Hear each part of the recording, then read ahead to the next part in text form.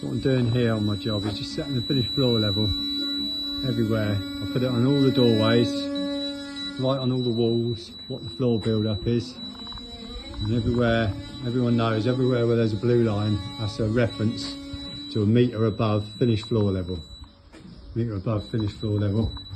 We go around and put it on all the doorways, so that when we set all the doors up, you know, we can set all the doors up so that the heads are all right and the floor will go underneath, miss the button underside of the doors. So very, very critical on a job.